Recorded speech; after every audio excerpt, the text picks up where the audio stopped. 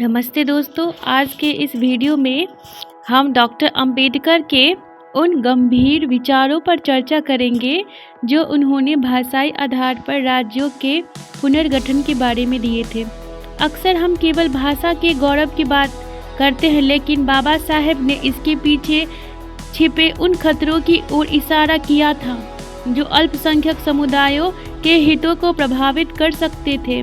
उन्होंने मौर्य साम्राज्य के पतन का उदाहरण देकर हमें किस बात से सावधान किया था। क्या भाषाई राज वास्तव में जातिगत राज्य बन गए हैं? इन सभी अनछुए पहलुओं को हम आज इस वीडियो में विस्तार से समझेंगे। तो इस वीडियो में मुख्य बिंदु है भाषाई राज्य में अल्पसंख्यक जातियों की सुरक्षा, स्वराज का असली अर्थ, बहुसंख्यावादी का डर, डॉक्टर अंबेडकर द्वारा किए गए मौर्य साम्राज्य की ऐतिहासिक चेतावनी, राज्यों के गठन के साथ नियंत्रण की आवश्यकता। यह वीडियो न केवल सामान्य दर्शकों के लिए है बल्कि ये सभी के लिए है। सच कहे तो जो एग्ज़ाम की भी तैयारी करते हो आप लोग, तो आप भी सुनिए, क्योंकि मुझे लगता है भीमराव अंबेडकर साहब जी की हर एक बात हमारे परीक्षा के लिए भी बहुत महत्वपूर्ण हो जाती है। तो ये कहती हूँ कि मैं सबसे पहले अगर बात करूँ तो डॉक्टर अंबेडकर साहब जी की जो विचार हैं वो हमारे संविधान निर्माता तो हैं ही, लेकिन सच कहे तो एक समाज सुधारक के रूप में भी उन्होंने काम किए हैं।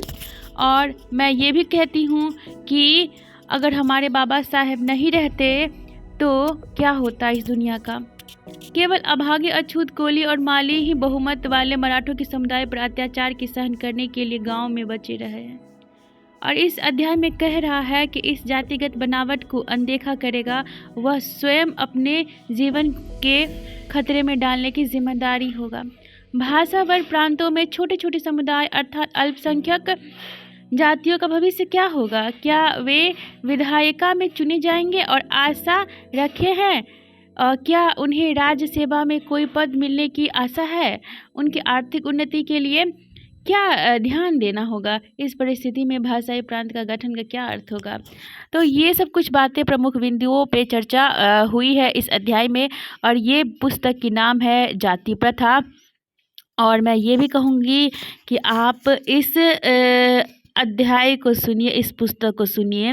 और मैं ये भी कहूँगी कि आप हमेशा से मेरे चैनल पे जुड़ जाइए और मेरे चैनल पे डॉक्टर अंबेडकर साहब जी की अच्छी अच्छी बातें सुनिए, उनके जीवन के बारे में, संघर्ष की बातें सुनिए।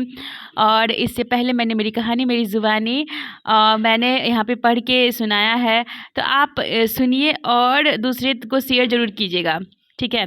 और मैं ये कहती हूँ कि मैं यहाँ पे रोज़ अध्याय सुनाती हूँ, तो रोज़ जुड़े रहने के लिए आपको सब्सक्राइब करें, बेल आइकन को प्रेस करें, जिससे आने वाली वीडियोस के बारे में नोटिफिकेशन आपको ज़रूर मिलेगी। तो मैं तहे दिल से कहती हूँ शुक्रिया मेरे प्यारे दोस्तों, और जय भीम, जय अंबेडकर साहब जी की जय हो।